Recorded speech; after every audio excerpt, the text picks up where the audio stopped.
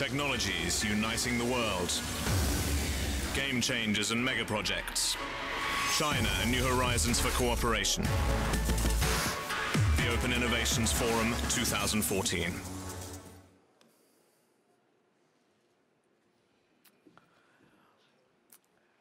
Привет, друзья! Как дела? Как дела? Прекрасно. Меня зовут Ralph Simon. My name is Ralph Simon, and it's my pleasure to be the moderator today for this incredible session. It's incredible because Russia is incredible. The innovation, the thinking, the creativity in Russia is really amazing. But, I got this tie. I'd like you to look at this tie. Can you have a camera on this tie to show this beautiful tie? Did you see this? Bьешь ви барабан, би так, чтобы слышали. I'm beating the drums for Russia. That's what I want to do. Can you see this? Very good. Very good. There we are. So, last night there was a fantastic party and reception at Metropole, and my Russian friends and my Moscow friends said to me, it's time for... But today, it's time for where we think. We'll not drink, we'll drink tonight. So this plenary focuses on various ways in which innovation in one industry helps fuel the next. In cross-industry innovation, this cross-industry innovation accelerates scientific discovery and advances go-to-market initiatives that are aimed at solving the world's and Russia's most challenging problems. So I'd like to introduce our esteemed speakers. We've got a very interesting program today. And first of all, it is with great pleasure and a great privilege to introduce to us the Deputy Prime Minister of Russian Federation, Arkady Dvorkovich. Arkady. Wonderful to have you here. Fantastic. Отлично. Very, very good.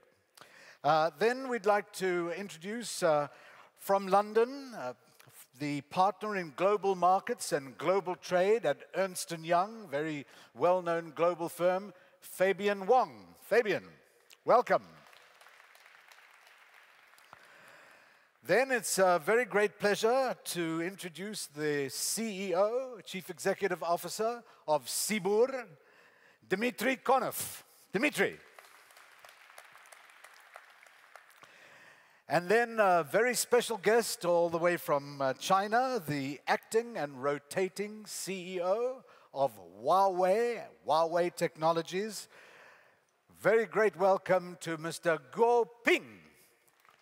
Ni hao. Ni hao. Then we have as our next guest a gentleman that is really creating incredible innovation in the automotive industry. Would you please welcome the CEO of Avtovaz, Bo Andersson.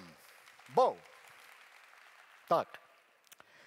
And finally, last but not least, somebody who is a founder, a chairman, and a pilot. And he is the founder of Solar Impulse, a great adventurer, a great innovator, Bertrand Piccard. Bertrand, bonjour. So, ladies and gentlemen, before we begin with our speakers, we'd like to ask you to just look on your seat or under your seat. You will see that there is a voting clicker. If you see this voting clicker, what we're going to do is we're going to open our session with a request from each of you. And what this request is, we'd like your opinion and we'd like you to make a vote. And what we will do is, the question we want to ask you is, in which area will innovation advance the furthest and the quickest in the near future? Will it be 1, ICT, 2, biotech and medicine, 3, transport and infrastructure, 4, clean energy, or 5, new materials? And what you do is you press the green button to vote, and then the number 1, 2, 3, 4, or 5 to make your vote. So what we'd like to ask you to do right now is if you could have a look at these 5 elements, and then if you could make your vote, put in the number that you want to vote for, and later during the plenary, what we will do is we will announce the voting.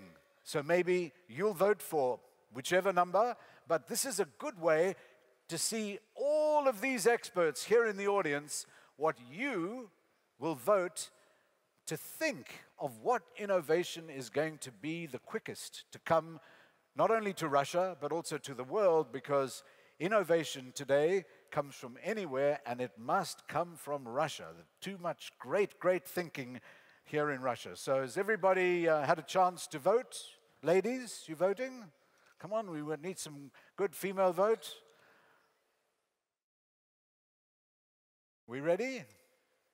People have made a vote, given time to do that. Very interesting. So we'll begin this after we've all had the vote. I think we're just about ready to go. We are ready to go. Ah, good. Class. Excellent. Cool. So, ladies and gentlemen, please allow me to introduce our first speaker. And our first speaker is the partner from Ernst & Young. And Fabian Wong is going to speak about the issue of cross-industry innovation and giving a very interesting look into the future of where technology and the technology market is heading, and also, as importantly, what the prospects are for Russia. Ladies and gentlemen, Fabian Wong.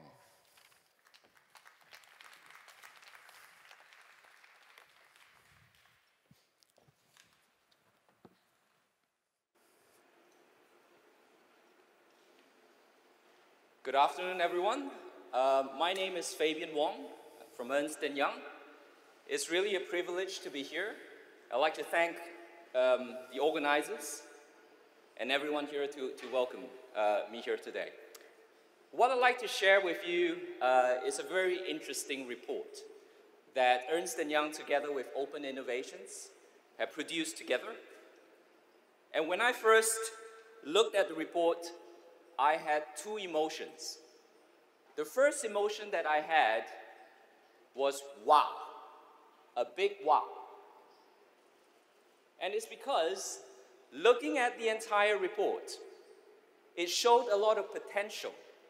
It showed a lot of things that I didn't know. And then I had this second emotion, which is a bit more perplexed, which is how.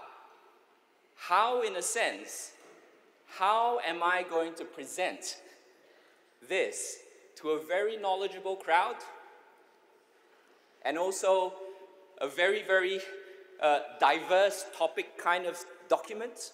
It covers a lot of industries, and Ralph has given me the task to do it in 10 to 15 minutes time. But I'm going to do my best here to share the insights with you. And I've chosen 9 very interesting areas, both at the global level and what could be interesting for Russia. Testing. Is this mic on? Hello? Okay. I'm going to move around a bit because it's better to talk to the full audience here. Let's go to life science. I'll throw a few numbers out here for you guys. 80, 2, and 1.7. They are not the lottery numbers, just to let you know. They are very interesting numbers here because in life sciences, the 80 represents the number, the percentage actually. 80% represents 80% of people that are waiting for kidneys, for example. And this is a long queue for a lot of people.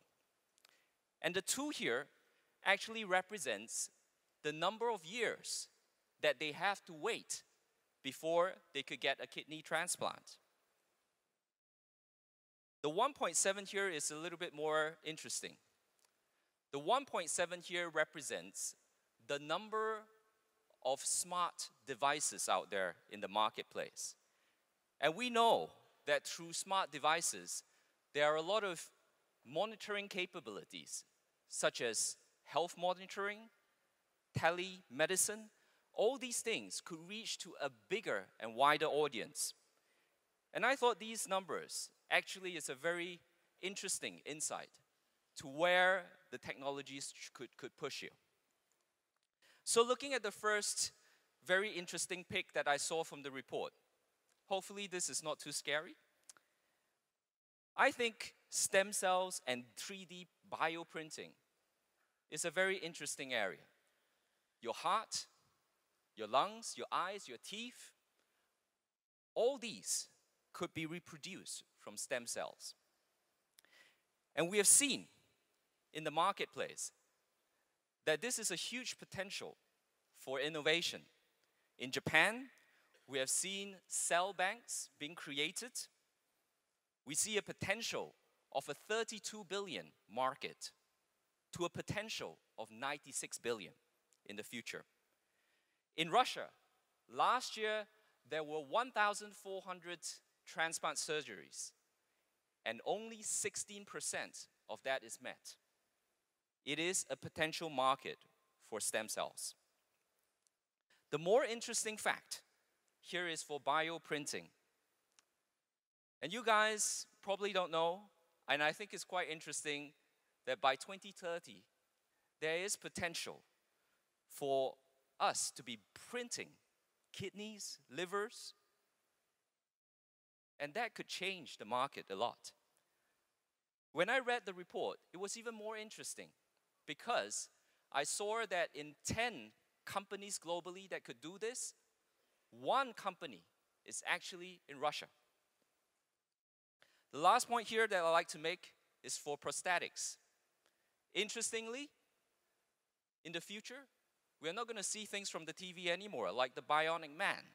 But I think the bionic limbs that could help the people of the world is going to change as well. How you actually connect a bionic limb to your nerves, to your muscle fibers, and through mind, through the brain, that's how they call it, you can actually move those limbs. The next one is nanorobots. Sounds really advanced, but it's actually robots the size of a molecule. And just imagining that they are traveling in your body to target areas that are ill or diseased. And these robots could actually administer the right amount of medication for you. So this is what we call targeted drug delivery. And through this targeted delivery system, what's going to happen is going to be even more interesting. Is that it's going to help to administer the right kind of medication, but at the same time, reduce the wastage of medicine. Nanorobots, potential here. And for Russia, I read, and very interesting as well, for nanorobot programming, it is actually happening here in Russia. And Russia is the first to actually successfully program nanoparticles. So I see great prospects in this area. Gene programming, gene therapy, gene editing. Just imagine that you have the technology to repair your genes before you even get a cancer, for example. This is a huge market. 232 billion market with a 10% annual growth potential. By mobile medicine. And if you look at the picture over there, it's not something that is created. This is a contact lens. And just imagine the contact lens that you put in your eye. And when you tear, the contact lens is able to track your glucose levels and real time to send it to an app. to a system, to a software. This market is a huge market. And as I said in the beginning, 1.7 billion smartphones out there, smart devices out there, and this is going to grow. And we predict that by 2017, it is a 50 billion market. I'd like to also note on wearable and portable devices, something that I have here, I put on every day to look at the calories that I burn a day, the number of steps that I walk a day. And then when I was in the room with Mr. Guo Ping, in that room, I was sharing my ideas with him, and he picked out his own Huawei Technologies band.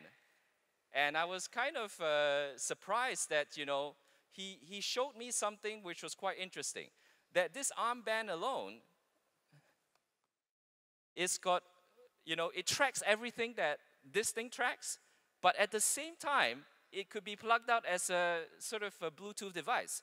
And I was like, gosh, you know, I thought this was quite advanced, but you know, he really upscaled me in just 2 seconds. So I'm probably going to try to be a bit careful here.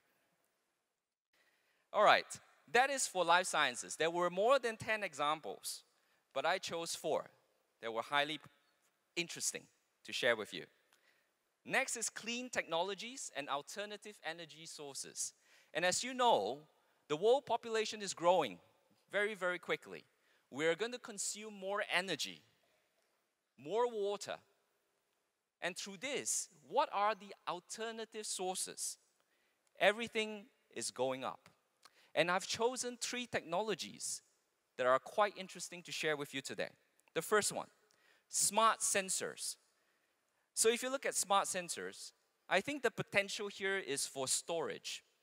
If you have lots and lots of different kinds and sources of alternative energy, from hydro, solar, and all that, you need to be building storage capacity. And if you look at this trend, year on year, and I'm quite amazed, the amount of alternative energy storage capabilities is building immensely. And we are now in a sensory kind of age, including smart devices, smart metering, smart grids. This is what's happening now. And for us to be truly successful in storage and in sensory kind of metering, I think it's very important for us to look at forecasting systems. The better the forecast, the better you could design the downstream storage capacity, the storage capability that you need. Next is purification and portability of water. This is very interesting because I think for filtration of water, to get clean water, I didn't know that it takes so much energy to convert something into clean water. And the membrane technology here is where innovative materials could come to play. I think what I see in the market right now, 3 areas for you guys to think about. One is the purification technology that needs to go behind this, the desalinating technologies that needs to go behind this, and also the disinfecting capabilities. 3 areas. Next, everyone knows an electric vehicle. But in some countries right now, such as South Korea, and many other countries that I've seen sprouting out in terms of trends, is rent and ride an electric vehicle. It is a trend that I see is more convenient and less expensive to maintain. There are obviously challenges to the batteries, how far an electric vehicle can go. But one interesting thing that I've seen in Korea not too long ago is that they have electric buses where the charging capability is at the bottom of the bus and you do not need to plug into a wall, to a socket. It could be you could be parking on top of that sensor and it takes that energy, that power from there and it stores it in the car. I thought it was amazing. Next, let's move to transportation and infrastructure. I'm going to throw out a few numbers again, and let's see if you can make sense out of it. 121 25, and 11.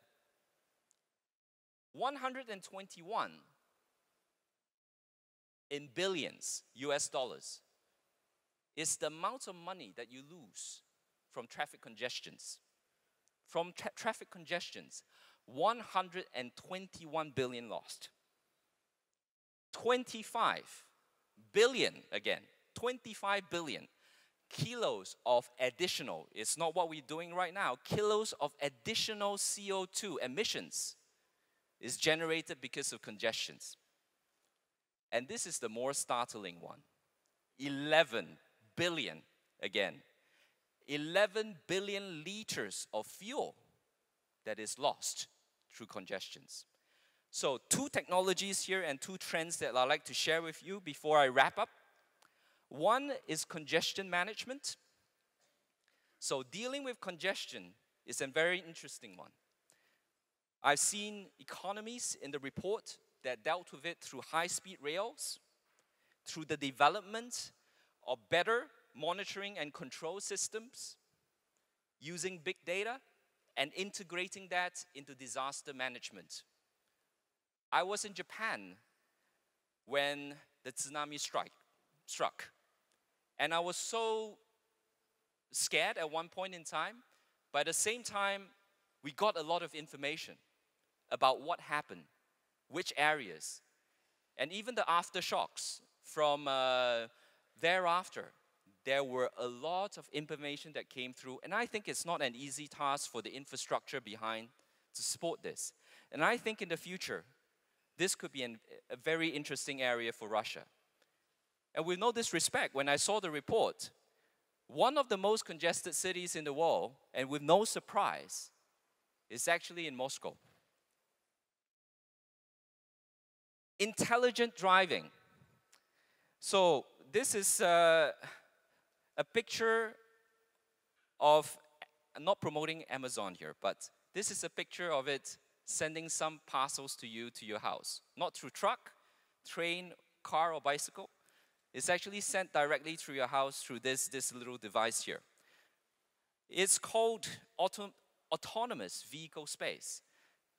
It's very interesting in the sense that I think that if you could send parcels, you could also send people. And then at the same time, you've seen different countries going for PRT, which is Personal Rapid Transit. I know it's a mouthful, but just imagine if you're traveling through Heathrow, that point A to point B transit, this is something that is happening in many countries as well.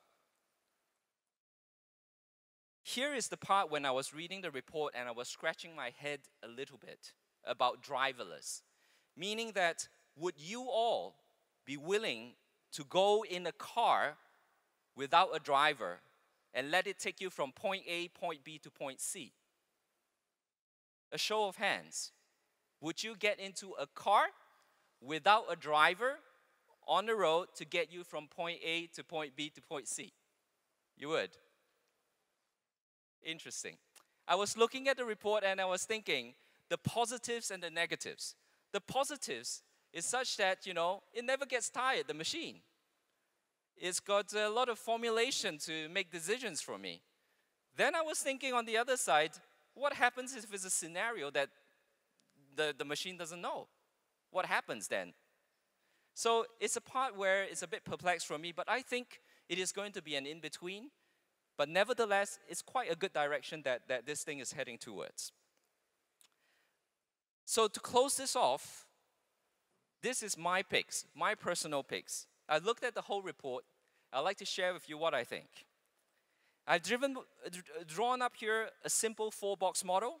On the vertical side, I'm using something like whether this particular technology trend will help build a better working world. And on the horizontal, where is this technology journey? Is it at the nearer term, very quick to realize, or is it in the longer term? So building a better working world versus innovation journey. And these are my picks in the market. Mobile medicine, congestion management, gene therapy, a bit far away. I didn't talk about this, but it is the medical systems, which means that your data is integrated into the country's health system. Nanorobots further away. Rent and ride an electric vehicle. 3D bioprinting. Intelligent driving. Smart customers, smart metering. Purification, portability of water systems. Biomarkers, DNA programming. Wearable devices. And then I'd like to share with you two trends that I think would cover the entire spectrum, which is peer-to-peer. Meaning that for you to get these kind of services, there will need to be exchange of transactions. And I think it's not bank to bank and all that. I think it's going to be people to people transacting with each other. And I think Facebook just did that. In China, we have WeChat, which you can actually send P2P as well.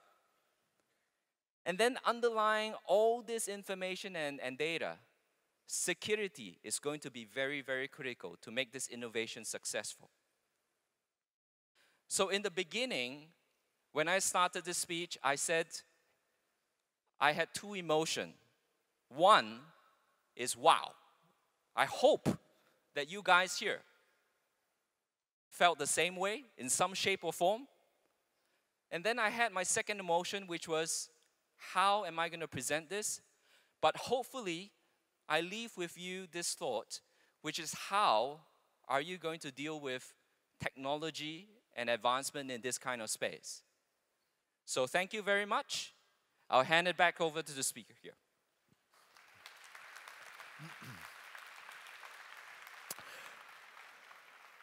Thank you, Fabian. That was really a fascinating view of the future, what we can expect. And of course, Russia is showing great strides in some of these areas. We have a very significant guest here, Mr. Chubais, just sitting over there. Just raise your hand.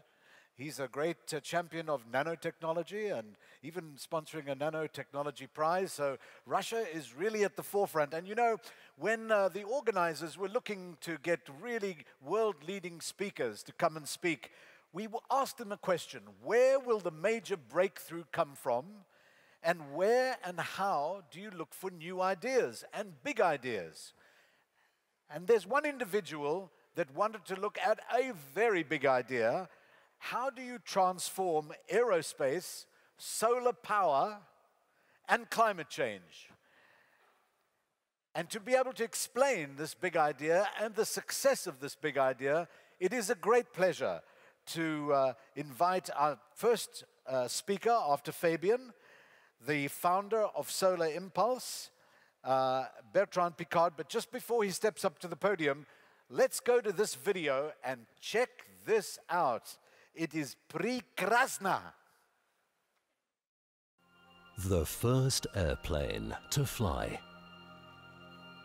The first to cross the Atlantic. The first to break the sound barrier. The first to fly day and night without fuel. 3, 2, 1, go! We made it, guys! We made it! Absolutely unbelievable.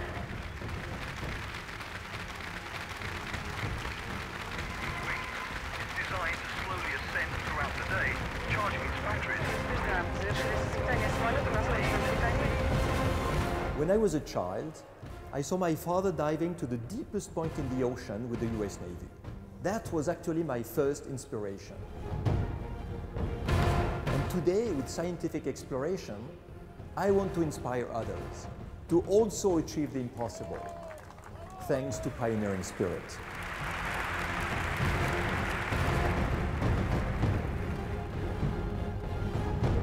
I've been educated at MIT, and this time spent in Boston led me to found startup companies.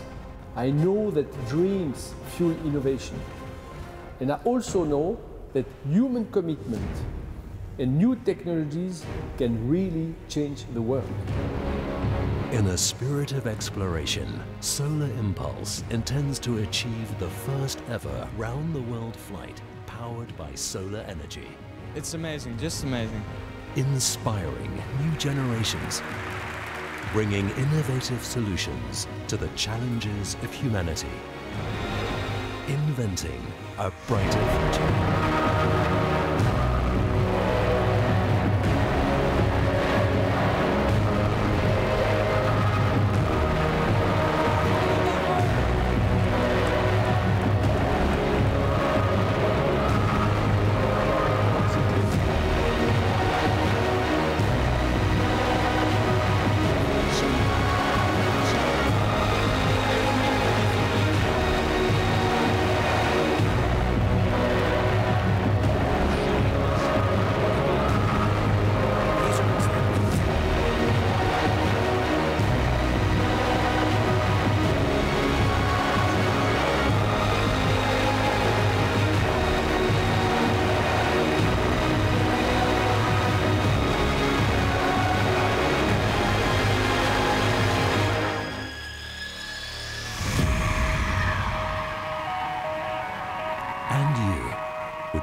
To be a part of it. Druja, please welcome Bertrand Piccard.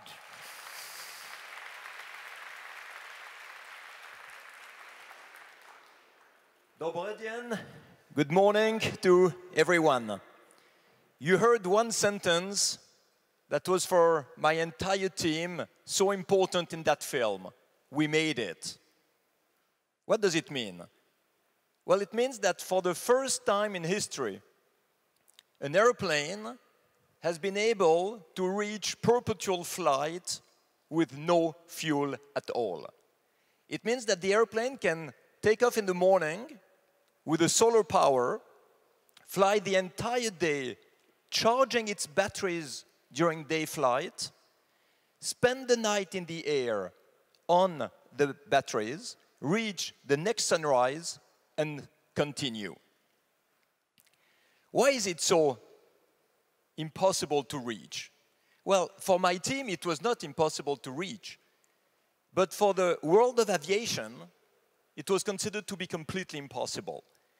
And this is what relates to the theme of this forum today.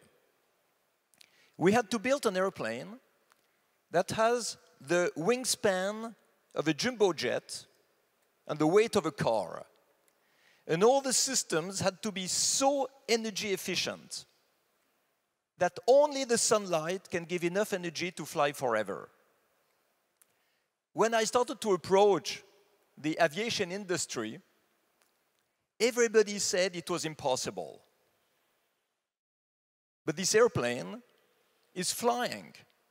It was possible. We could make it. And hopefully next year, we will fly around the world. What does it show? It shows that innovation has to come from outside of the system. If you ask two very specialized engineers to do something they have never learned, they will never accept. They are very good in what they know, but not outside of their box. In order to make this airplane fly, Solar Impulse, we have partners coming from everywhere but aviation. We have extremely light materials coming from companies like Bayer Material Science. We have watch companies making new flight instruments. We have chemical industry working on new type of electrolytes for the batteries. And we could make an airplane with a shipyard. Maybe you followed the America's Cup. You know that the ships now, racing ships, are making tremendous progress in terms of technology and materials. Well, it's the shipyard who built the Alinghi boat, who won the America's Cup twice, who built all the carbon fiber pieces for our airplane. So when I read about the cross-innovation, cross-feed between different industries, For me, it's completely logical. It's completely logical. Remember one thing. It is not the people who were selling the candles who invented the light bulb. I don't believe innovation is a continuous chain. Innovation jumps with paradigm shifts. It is not a car manufacturer who is now producing the best electrical car in the world. Not at all. It is a billionaire who made his fortune on internet, who had no idea how to make a car, who made the Tesla. And if you have no idea how to do something, you become creative. And when we speak of innovation, it's important to remember that only the doubts and the question marks can stimulate creativity. You can become creative and innovative if you let go your old certitudes and your old habits. When you see the big exploration feats in the 20th century, like walking on the moon, like climbing the highest mountains, like flying in the sky, very often you hear people who say, wow, that's great to have invented new technologies. It's great to have people with new ideas. But it's not a new idea. It was never a new idea to fly in the sky. Never. It was a dream of humankind for thousands of years. It was a dream of humankind to go on the highest mountains, to go to the North Pole, to go to the South Pole. Why didn't it happen earlier? Well, because of the certitudes, because of the beliefs, because of the mythology. For thousands of years, it was prohibited to fly because flying was reserved to the gods. The highest mountains were reserved to the gods, not to the human beings. So, of course, you will tell me, what about technology? So there was technology to walk on the moon, that's for sure, but not for flying. Can you imagine that the first airplanes were built with wood and cloth? Which means that the Egyptians, 5,000 years ago, could have flown, if only they had believed that it was allowed by the gods.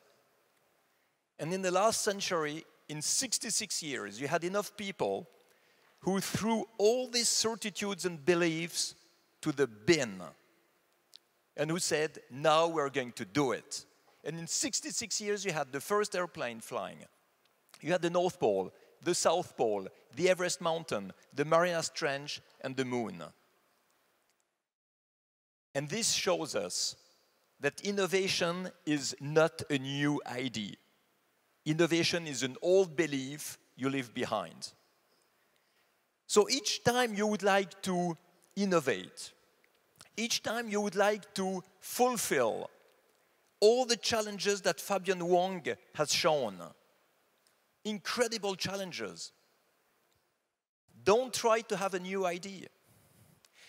Just try to identify what you have learned, identify what you deeply believe, identify the paradigms of your strategies, and try something else. Try something different. Move outside of your field. Move outside of your certitudes. And then you can be creative. From the moment you are creative, then you need the technology, then you need the industry, then you need to fulfill it. And to fulfill it, you need teams. The time of people doing things alone is over. But in the team, put people from all the horizons. To make Solar Impulse a reality, we also have a gardener. Not only big engineers, a gardener who was known to have very, very high skills in making light models of airplanes. He's now head of our workshop. So cross-feeding between the fields, for my personal experience, is as important as having extremely highly specialized people. Our airplane is just a demonstration of it. And it's a demonstration that I believe shows in which fields we now have to be innovative. The 20th century was the century to conquer the planet. I believe that the 21st century is the century to conquer the quality of life. And I'm very happy that Fabian has shown so many things about health. Now you are in the voting process asking what would be the biggest innovation? Is it light materials? Is it new type of energy production? Is it protection of the environment? Well, it's all of that. It's all of that because if you want a better quality of life, you need human beings reaching a higher level of wealth.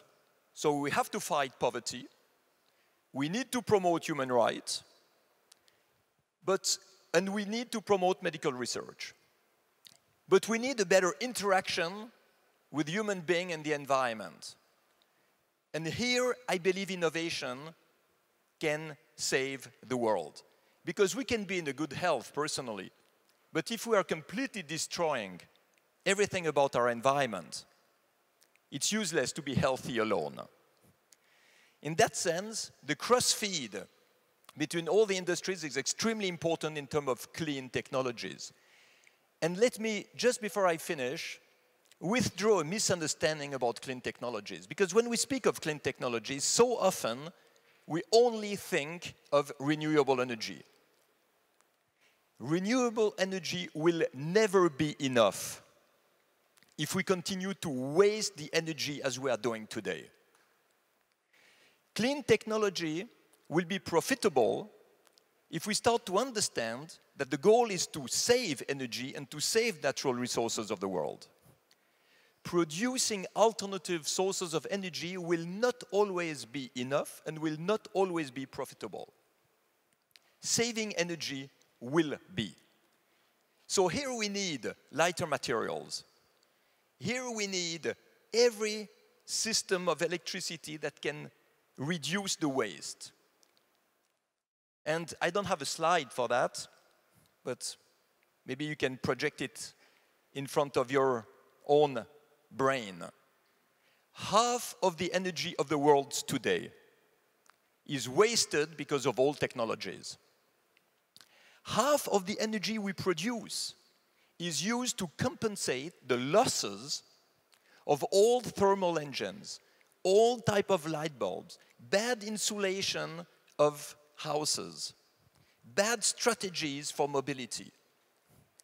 It means that today already we could divide by 2 the energy consumption of the world if we move away from the highly specialized fields in order to build horizontal relations between them, bring the solutions together, and reach a success together. So the theme of this podium, of this panel, is for me extremely important, and I think it will become a reality in the future. But for this, we all have to remember that the innovation starts inside ourselves, and we have a responsibility. We have a responsibility to do it. So let's do it all together, and good luck to everyone. Bertrand, fantastic. As you were giving your wonderful talk, it just made me think, can you imagine if Yuri Gagarin could see what you have done with a no-fuel aircraft? Maybe Yuri is somewhere up there looking down at you, seeing you flying around the world, saying, that is really something.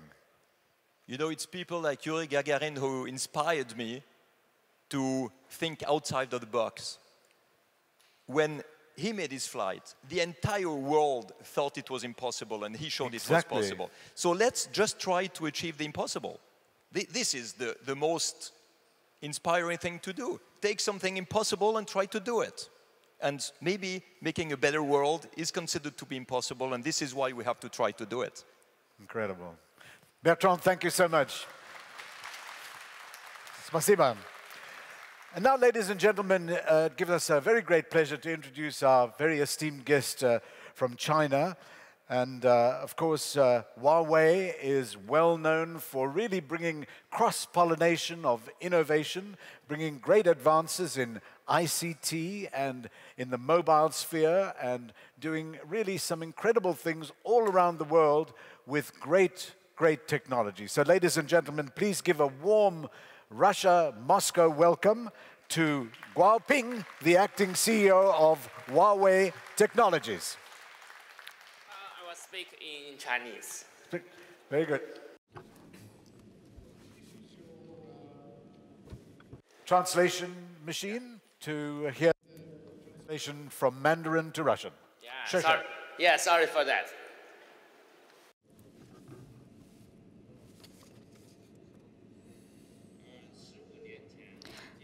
When I promoted Huawei Telecom Solutions overseas 15 years ago,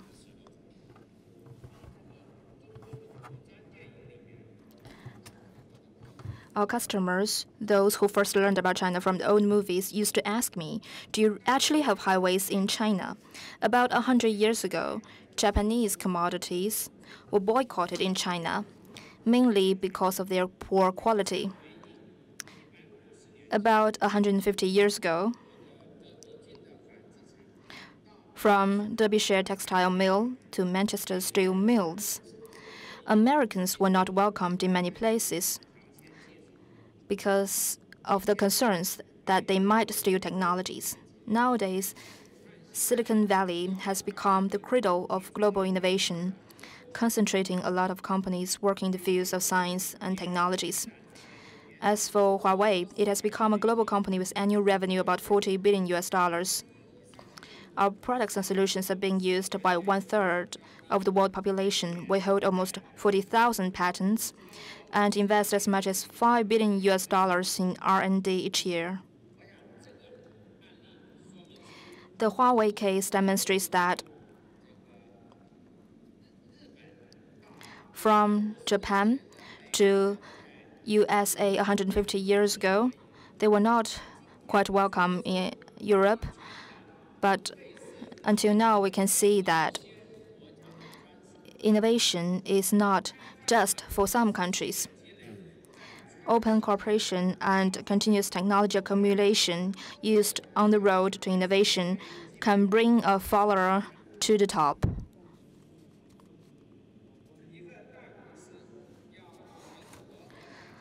Large companies rely on unique competitive advantages different from the others to survive and develop.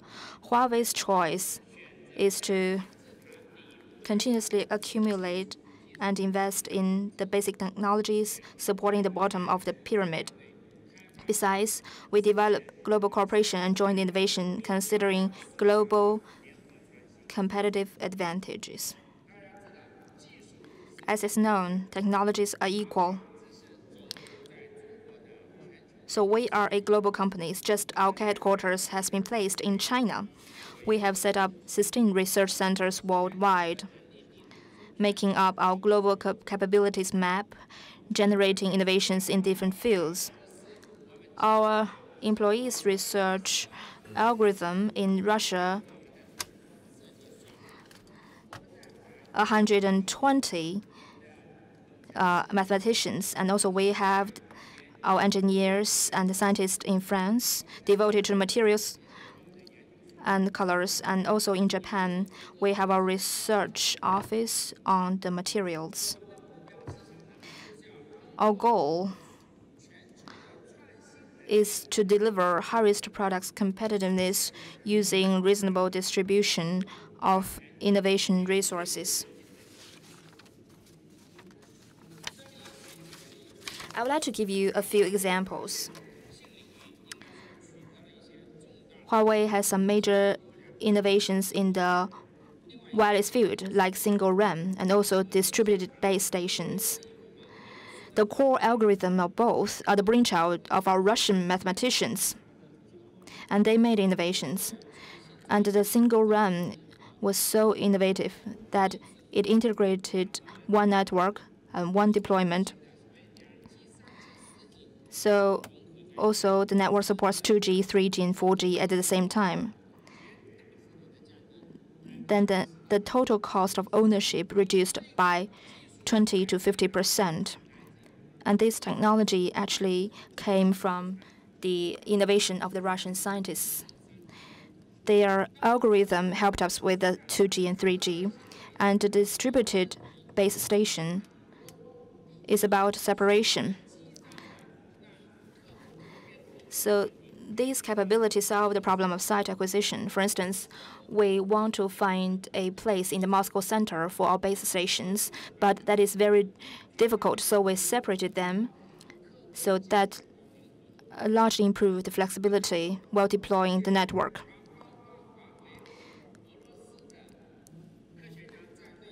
So scientists, including Russian scientists, have done some basic research, and also we have engineering capabilities elsewhere. And our innovation products are deployed in wireless networks around the globe, especially in Western Europe. We were actually praised by our customers in Western Europe.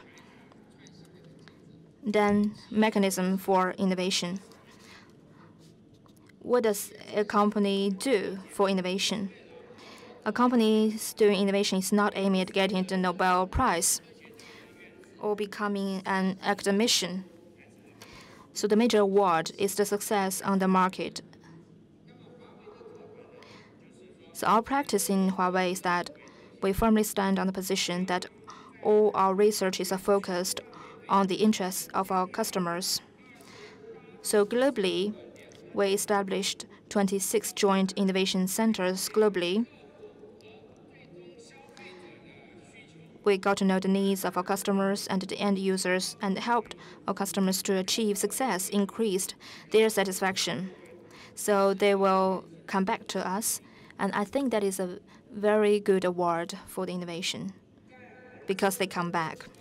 And in Russia, we work with the Russian railways for innovation. So this is a model of China-Russia cooperation. So after Huawei supported the GSMR system, high-quality operation during the Sochi Winter Olympics, we together with the Russian railways worked out the solution of using 4G LTE technology in order to increase railway optimization capacities. LTE high-speed broadband access solutions provided quick and secure access to multimedia services and internet for the passengers. At the same time, our LTE broadband radio trunk technology delivers secure, reliable train dispatching and video surveillance for train stations and lines. That obviously improved the efficiency of the train's operation as well as the passengers' experience. We believe that the ultimate goal of innovation is about delivering the values. The innovation of Huawei is that we will use our global capacity to satisfy the customer's need quickly and in the highest quality. Just now, several speakers already talked about this. Innovation, especially a subversive one, it is not planned. It can be born in a favorable environment. The most important thing for a country is to provide an environment that is beneficial for innovation. The regions most active in terms of innovations have the advantage of selecting and actualizing brightest ideas, attracting top talents from all over the world to realize their dreams, just for the reasons they've already created, and are constantly developing the environment that can be distinguished by the following factors: legal protection, encouraging and standardization of venture investment, increasing the higher education, supporting research and development on basic levels, creating a flexible labor market, as well as active promotion of intellectually developing infrastructure, such as broadband networks, intellectual energy system, etc. As we know, 30 years ago, we saw the Silicon Valley in the USA. 10 years ago, Shenzhen, where our headquarters are based, we saw a lot of the innovative startup companies. So we believe that in the near future, there will be more active innovations in Russia. Sharing is the systematic basis of continuous innovation. Huawei, as a company, pays much attention to the creation of the mechanism of benefit sharing, so the innovators can share the result of his work. And this is a positive innovation encouragement circle. Huawei would share the results of its innovations with customers and suppliers, doing a bigger scale and particular work shaping the industry infrastructure. Also, we will use employees' stock distribution plan and the bonuses granted as the result of innovations in order to fully release the vital energy of the enterprise and create a company able to deliver innovative products on a systematic, non-stop basis. Innovation is not a zero-sum game. Any country or any company can benefit from research and implementation of an outstanding invention. At the same time, the spreading and using of such inventions may be beneficial to other countries and companies as well. For instance, Huawei has over 1,500 local employees in Russia, including more than 100 mathematicians and experts on basic theories. During the past 6 years, Huawei's procurements in Russia amounted at $660 million. Tax paid amounted to $120 million. Our products in Russia served 80 million users. So through benefit sharing mechanism and the cooperation, Huawei have worked together with scientists and engineers from around the world for innovation. So for any company, what matters most is not who creates an idea, but whether a mechanism is in place to identify, retain, and realize the idea. We really hope that in the future, there will be more Russian scientists and energies working with us to lead the wave of innovation of ICT. Thank you. Sure. Thank you. So I was just trying to imagine what it would be like to travel by train from Vladivostok to Moscow in one day. Maybe we should think about that for the future of this cooperation of Huawei and Russia, speeding up the trains. Maybe we'll have a bullet train from Irkutsk to Moscow in just one day. This brings us to our next speaker. And it's always interesting when you look at established industries in Russia and how those change. And I'd like to bring now next to the podium the CEO of Avtovaz. Would you please welcome Bo Andersson? Bo.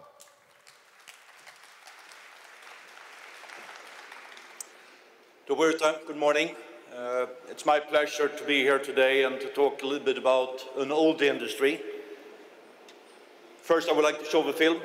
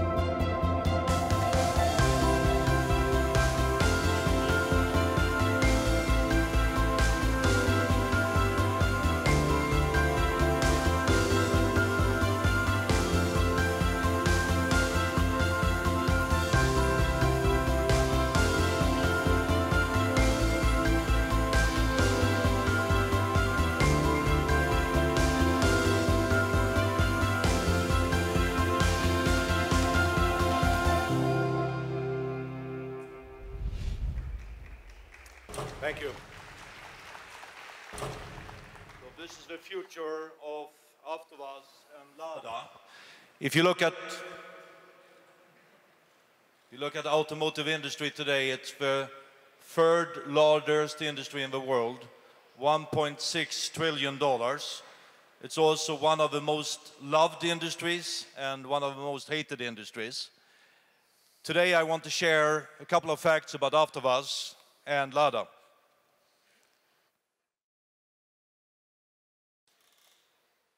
There's a lot of facts on this slide, but I would say first, what you need to know about Afterwas.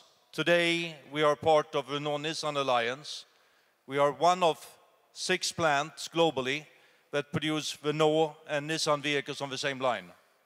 We are one of 2 plants globally that produce Renault, Nissan, Datsun on the same line. We are the only plant in Renault Nissan worldwide that produce 4 brands on the same plant. And that all happened the last 12 months. So we are proud. Our market share in Russia today is 17%, but more important, vehicles below 600,000 rubles, we have 40% market share. So that's the segment we play in. We have 387 dealers, we export to 27 countries. For the last 19 months, the best-selling vehicle in Russia is the Lada Granta. Everyone would like to take our spot, but why are we the best-selling? Good design, good value, good quality, and a starting price at 285,000 rubles. Kalina, Largus, 4x4, Priora. A normal month, we have 5 out of the top 10 selling vehicles in Russia.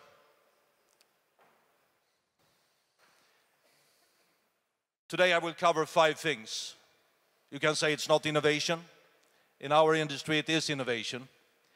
Innovation in design, innovation in quality and production, innovation in customer care, innovation in engineering. And our industry is about people. Most days I love my job, but not every day. But I remind myself that for the last 40 years, I've been trained to run Afterwas. That is one of the most challenging jobs and the most important in my career. And I especially thank the Russian government for their daily moral support. Innovation and design. On the left-hand side, you see a traditional Lada design. Not bad, not good, but practical. On the right-hand side, you see the new design language of Lada.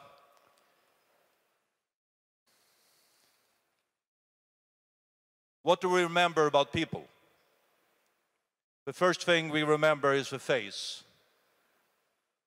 It's distinctive, it shows you character, it shows you attitude, it shows confidence. What does this have to do with Lada? We looked at the automotive alphabet. You look at Audi, you look at BMW with the kidneys, you look at Lexus, you look at Peugeot, and we looked at Lada. We had 5 different faces, and that's why we said that the spot that is open for Lada is X in the alphabet. So that's what our designers picked and said that from now on, all of the identity, the face of all Ladas, current and new, will have the X as their signature. I think you see the X, starting with Vesta. For 6 years, we have been competing in the WTTC racing in 12 countries. Last month, we had our first victory. It was extremely important for the team. We spend 10% of the money versus the rest of the teams. We have a car that is 1 class smaller than the rest of the teams, but we had a spirit and we had our first victory. Starting from March, we have a new sponsor, Rosneft. We have a stronger sponsor, We have a new car, the Lada Vesta, and we know how it feels to win. X-ray, sport utility. One of the things that I love about Russia is I worked in 10 countries, but I've never seen so good people. But I've never seen so bad management. But it's a good problem to have, because it would be worse to have great management and bad people. At AvtoVAZ, 45,000 people are real workers. They make the difference every day, and I support them every day. One of the first things I did was to break the largest automotive plant in the world into 11 pieces. Each piece has a Russian leader. Each leader reports out to me 6:45 every morning in front of each other for 3 minutes, and he or she reports out 3 things. Quality yesterday versus plan, volume yesterday versus plan, and cost yesterday versus plan. If they can do it in 1 minute, they do it in 1 minute. And it works. And we like disciplines, we use uniforms. Customer care.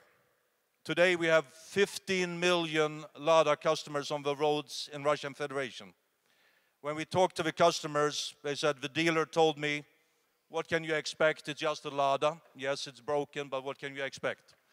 The dealer said, yes, it's a problem, but it's not covered by warranty. So I interviewed 10 up-and-coming people during my first month. I said, what's your dream? 9 of them said, I would like to be vice president of something. I said, what do you mean? I said, great office, 2 nice secretaries and a large car. I said, interesting. The 10th, Andrei Soldatov, I said, what's your dream?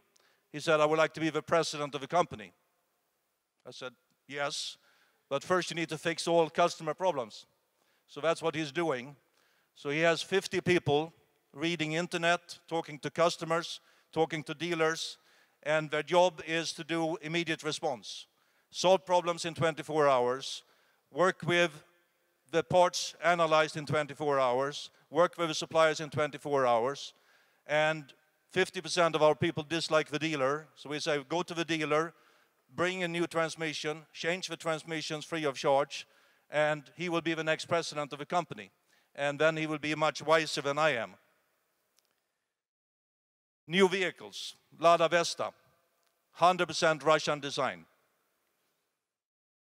It will be world-class in emissions, safety, multimedia, drivability, and interior. And focus on multimedia. Most of our customers want to do everything in the car. We will have new features. Most people don't think we can launch this vehicle.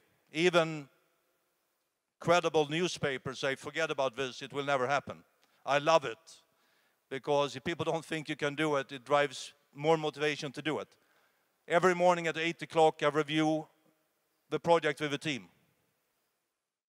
I ask 4 questions. Start of production when? 25th of September next year.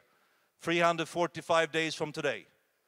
I've launched 300 vehicles in the automotive industry, and I learned one thing. You don't get late, you get late early. So 345 days to go. Selling price, 400,000 rubles. Bill of material or cost of material, 182,000 rubles. Investment, 5 billion rubles. These are the 4 questions we ask ourselves every day. X-ray. A little bit different. Here we use the strength of our alliance. It's based on Renault Sandero. Makes the job easier, but a very distinct body, a very distinct interior. Start of production in December next year. People. AvtoVAZ has a lot of bureaucracy, and I love it, because we used to be very slow, but we are becoming very fast. One of the things we did is we put the Lada Vesta team in one room in May. So the 150 people that are responsible for quality, design, engineering, production, logistics, purchasing, sales, and marketing is sitting in one room, and they are working with each other, and they are proud, and here you see the team. So, in summary, I'm very proud to have the best job in the automotive industry. I'm very proud to have the best team. We are getting the best management from inside. We are giving Lada a new face. We are improving quality. We will not be the BMW of the industry, but we will give people the best value. We are creating new products. We will take care of our people. And we must be profitable, because otherwise we cannot invest in new products. I've been with AvtoVAZ for 10 months. I work 7 days a week, not because I want to, because we have no time. And again, I thank the Russian government and Arkady Dvorkievich for his support, President Putin, and we will return the favor. Thank you very much. Thank you, Bo. Incredible story, incredible optimism, incredible innovation, and it will be great to see this building of Lada. In 1 year's time, we want to meet with you here at Innovation Forum to hear whether you are not late or late early, but great. So now we come to another reinvention of traditional industry in Russia, and we have a very important executive. Could you please welcome the CEO of Sibur, Dmitry Konov. Dmitry.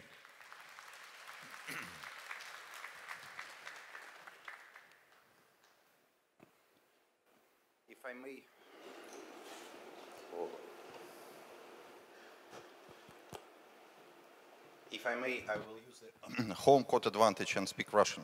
So please use the headphones. Из выступающих на этой...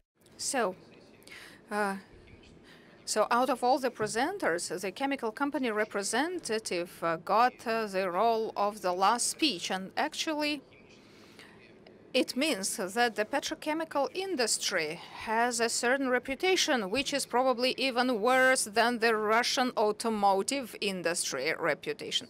So on one hand, it seems to be boring and absolutely murky and unclear, and on the other hand, detrimental for everything. But I want to tell you that we are actually not only beneficial for us, ourselves, but for many industries with whom we interact and for whom we produce things and solutions. If we look at the two rectangles, green rectangles, that's what we do. On one hand, we purchase byproducts of oil and gas. Not oil, no gas. We do not extract anything. We purchase byproducts and monetize them. And then through many convoluted consecutive steps, we turn those byproducts with the complicated formulas and names into some petrochemical products with more complicated names. There are plentiful, there are many names of products, but most of the things in this room are made by petrochemistry. So what your potable water holds, what hold your potable water? Shampoos, cosmetics, packaging that we use every day in construction materials, automotive, car production. That's what we make, petrochemistry.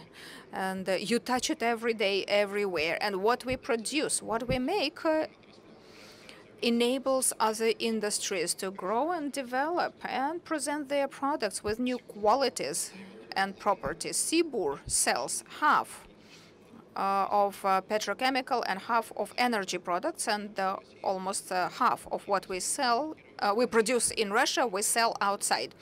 And we participate in international trade, and I will talk at length about it later. Why? Petrochemical products are beneficial, are good, and why this petrochemistry is not an evil industry. So what you use in exhaust and CO2 with a ratio of 2 and 3 returns back from what people save on wastes or energy.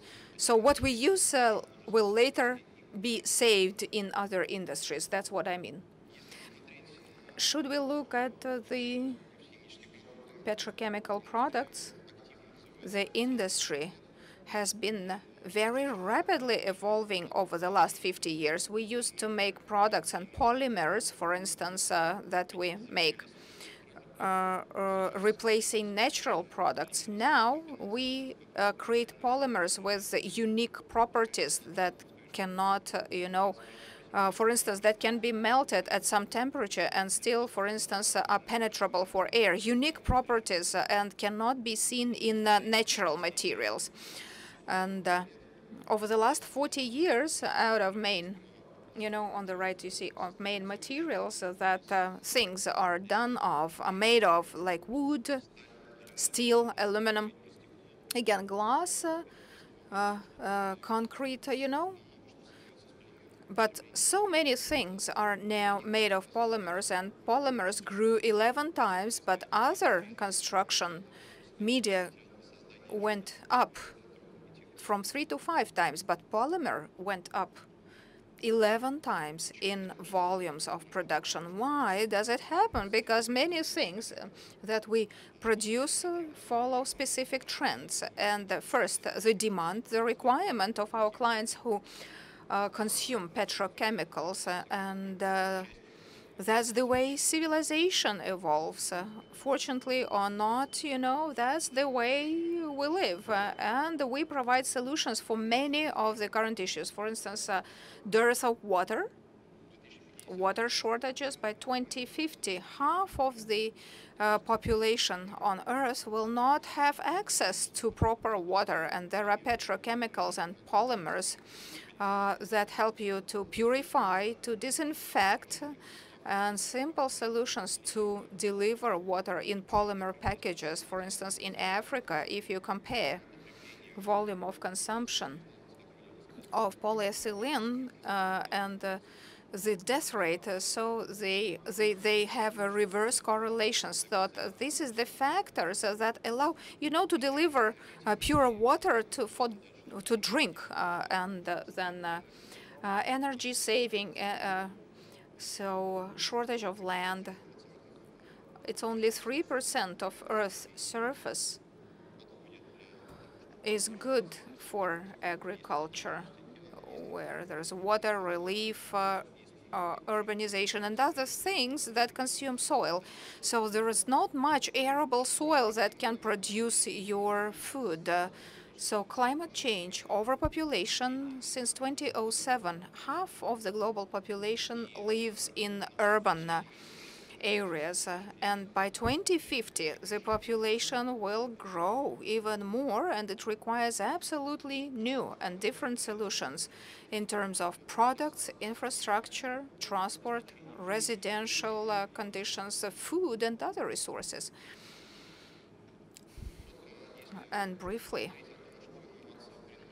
speaking about innovations and what they give and what they take. So we have a good example of energy wasting in residential houses, and previous speakers were actually sharing how new solutions can radically change what the old technologies bear, how you can save half of the energy. We lose actually half of the energy.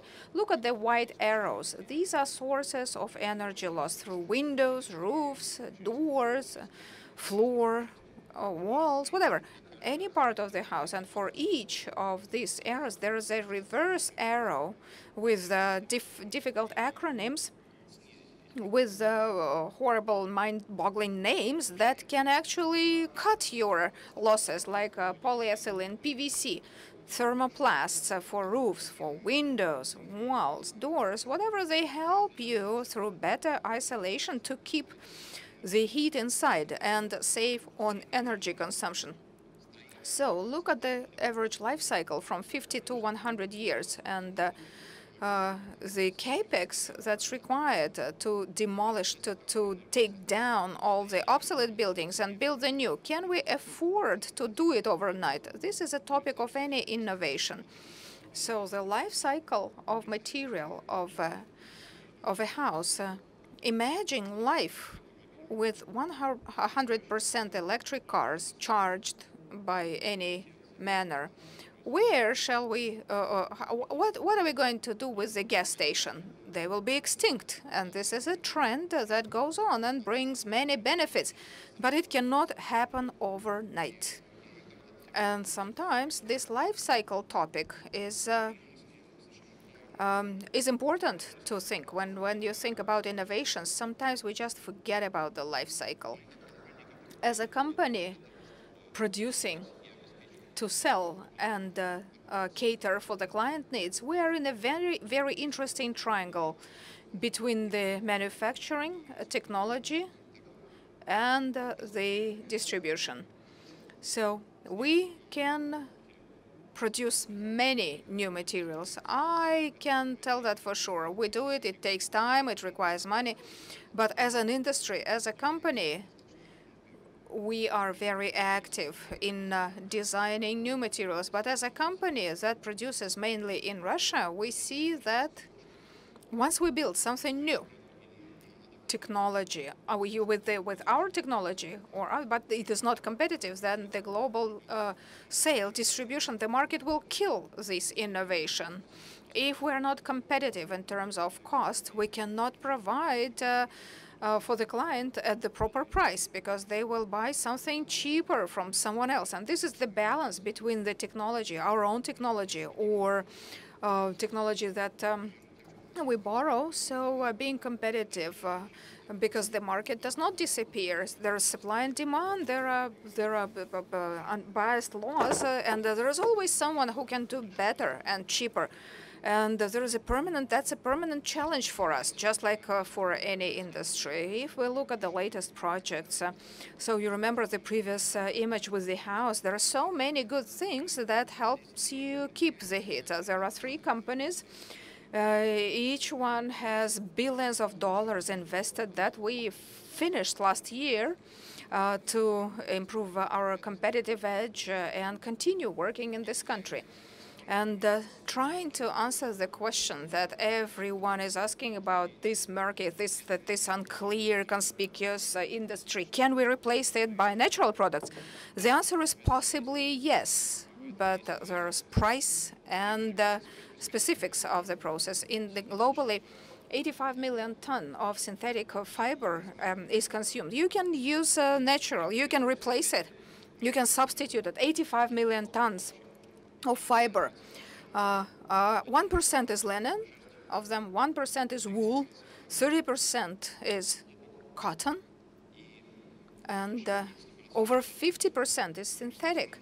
We can replace these synthetic fiber by natural, but polyamide or nylon. To be substituted, you need to cover the whole Austria with linen. So to substitute for polyethylene, you need to cover the whole Spain with cotton. And to replace, to substitute acrylic, you need to breed so many sheep that will populate, the whole Belarusia. You see? So speaking about the acrylic fiber, so actually the population of sheep should be even higher than the population of the US, but probably it will be politically incorrect to compare in this manner.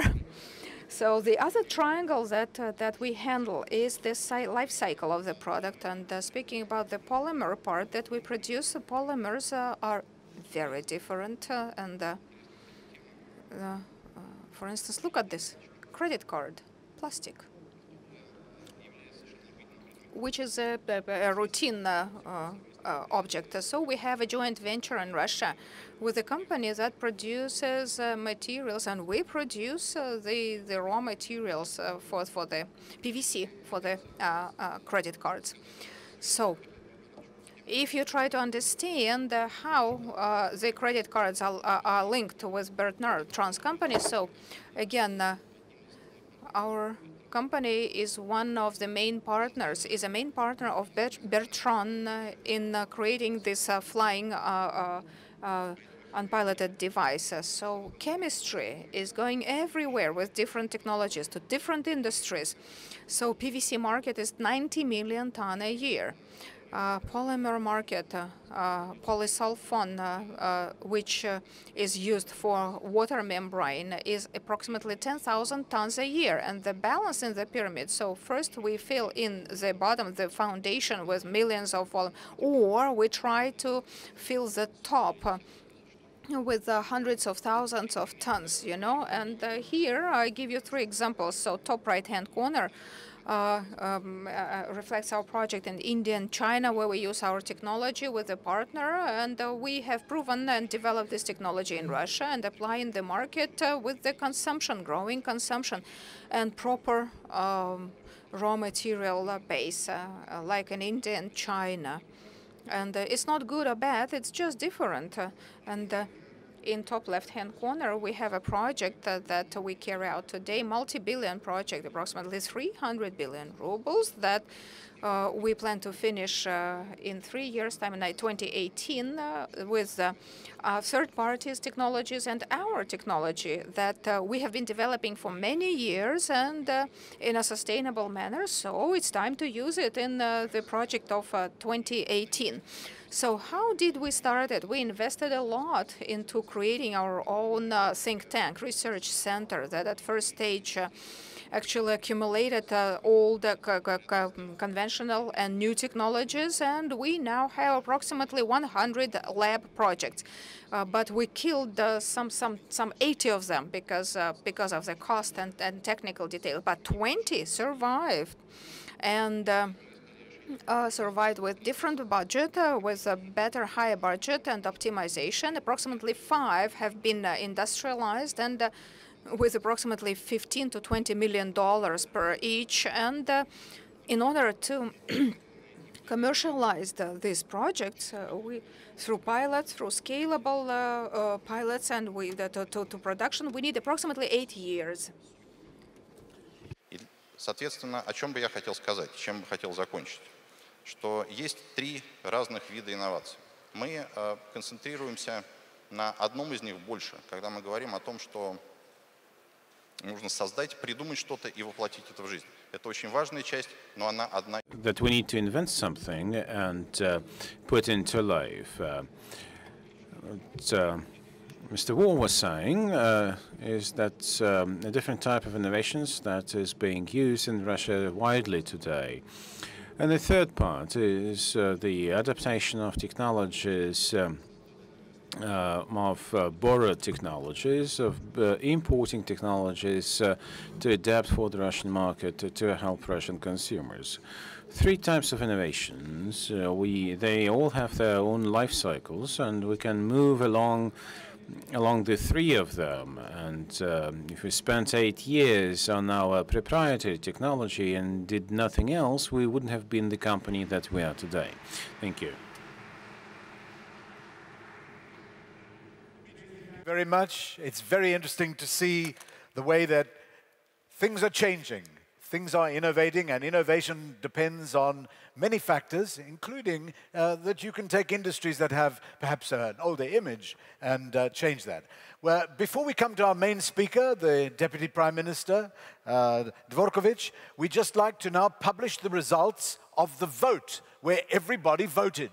So we'll just bring up the question, which area of global innovation do you think will advance the furthest of these 5? Remember what you voted. We hope you all made your vote.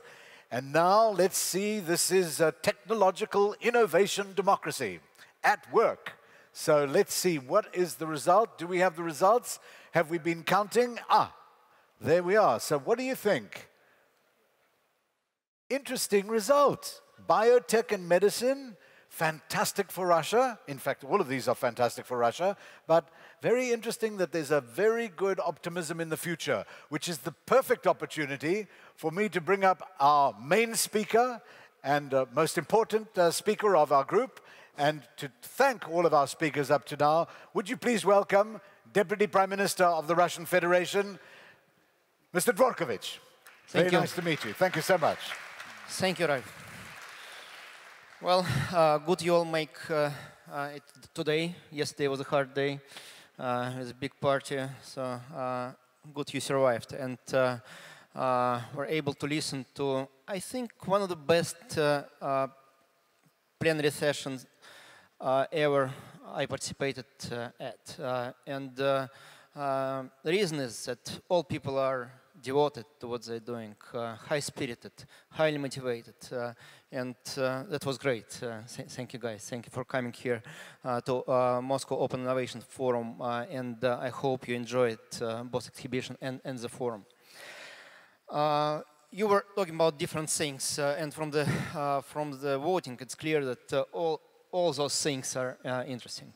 Basically, all votes are within the measurement error, plus minus 3% is nothing. And it's clear that the world will develop all those things. And Russia will participate. Russia is in. Russia is not staying out of those trends. Biotech and medicine, people want it. People want better services at a reasonable price. People want to be healthy. And we started major programs a few years ago. Some good results are already achieved. We stopped the trend of population going down. Population is going up now. We have positive numbers over the last few years already. And we are proud of it. We are proud that we made it. ICT, we are introducing e-government services. We are spreading internet all around the country. 3G, 4G, with the help of Huawei and other companies that do those things. And the reason is that we want people to have access to information, services, and everything that is created around the world. Transport, well, we are trying to do our best. Russia is the biggest country in the world. It's not easy. Railroads, roads, airplanes, using the best possible technologies. We stimulate the market by putting subsidies in for people to fly more, to move more.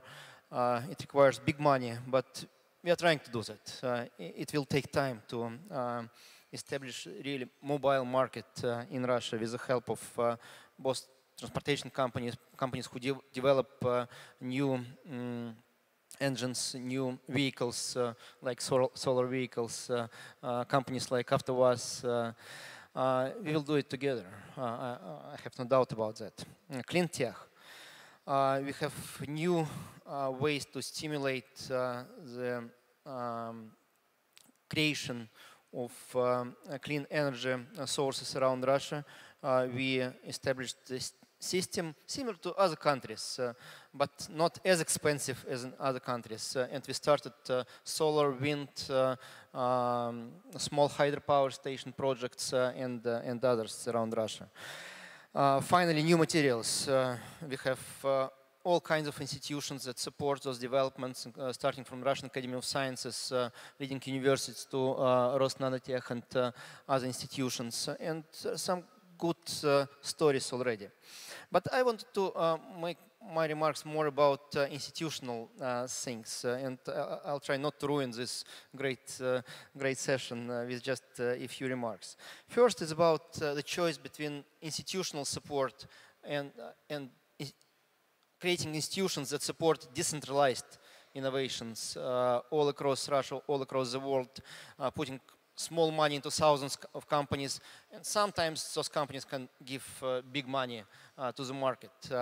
And different choice is to have big projects supported by the state that can give big money as well, and most likely will give big money, but those things can be late, since other countries will be more successful in doing those big things.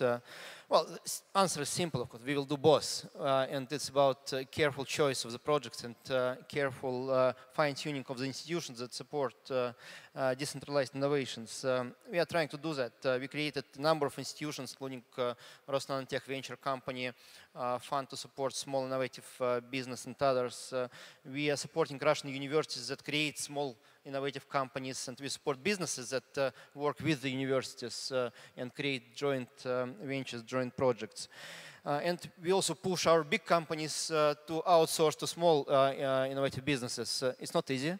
Most companies don't want to do that. That's about systems that don't want innovations. They know how to do things they already did. They don't want to do new things. I hope AvtoVAZ is exception and at least moving in this direction.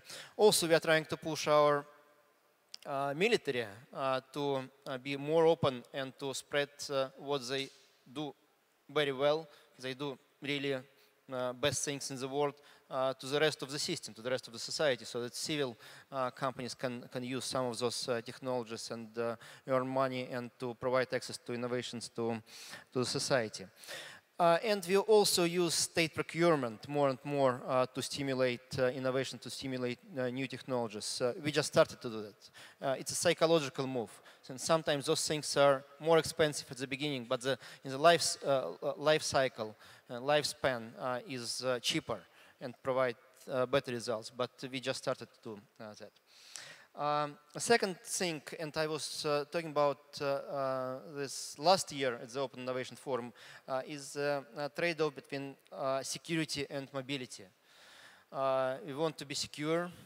People don't want to have Ebola around the world or other diseases. People don't want to risk with cyber attacks and cyber security stuff. People want safe energy, safe transport, but people also want to be mobile. And reconciling this dilemma, this trade-off, is a very difficult thing for all governments, for all businesses, and we will have to still have to find answers to those issues. Also, it's not easy to reconcile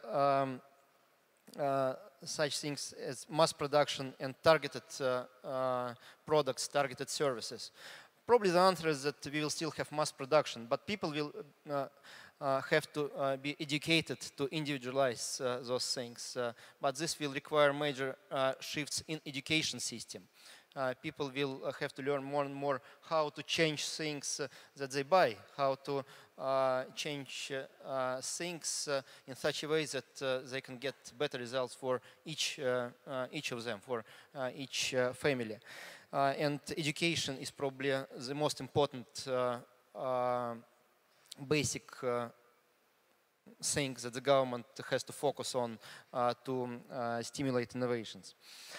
And finally, how to reconcile commercial interests with access to innovations around the world. Big companies, good companies create very good things, mostly accessible in rich countries, unfortunately. Not in Africa, not in some of the Asian countries, even not in Russia. I already mentioned internet that we are trying to provide to all citizens in Russia. It will take some time, but it will take even more time to provide clean water in Africa or internet in Africa. And we will have to find common financial solutions how to do that. Unfortunately, politics sometimes intervenes in a negative way into innovations and is contradictory to our common interests. Maybe politics is all about commercial interests, I don't know. Maybe it's not about politics really.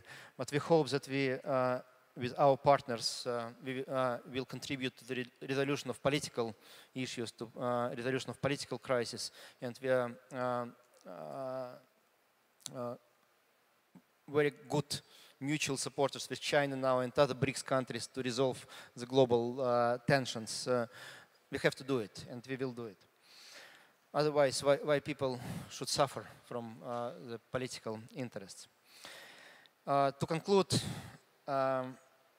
thinking about the model for Russia to progress in innovations, and I'm proud to be Russian, really. I'm proud to live here and work here. And I believe that Russia deserves better results in its development. And I hope that all people who live and work in Russia also feel Russian, like Boo, like other people, and proud about that. I think that Russia is a little bit different from some other countries, and we should focus more on developing, creating things. So, created in Russia rather than made in Russia is a primary focus. We can also produce, we can make, but some other countries are better at this. And I think that the focus in Russia should be developing, creating things, producing together with China, together with Europe, with United States, so making things together and accessible to everyone. Accessible to everyone in Russia and all around the world. That's the model I think is the best for Russia. So from Open Innovation Forum to Open Innovation Russia, Open Innovation World. Thank you. Thank you so much, Arkady. Very interesting what you said about the BRICS countries, and of course the combination with Asia. Really interesting. And so, ladies and gentlemen, we come to the end of this plenary, but we'd like to leave you with one thought, and that thought is, bez truda ne vytashish I rybku iz pruda. You have to apply some effort to fish a fish from a pond. Wonderful session today. We hope that your mind is bursting, and we love Russia. Thank you.